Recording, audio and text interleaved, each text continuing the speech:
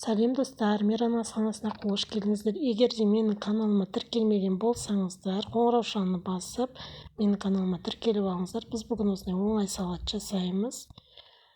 Бұл салатқа керекті заттарды және оның мөлшерін астында описанияға жазып өтемін. Біз ең бірінші шұжығымызды осылайынан жіңішкелеп турап алып, салатты араластыратын ыдысымызға саламыз.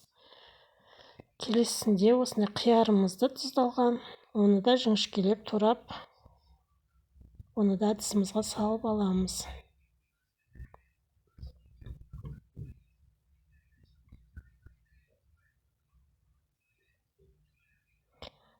Енді суға піскен жұмыртқамызды өстіп жіңішкелеп ұзыншақтап тураймыз.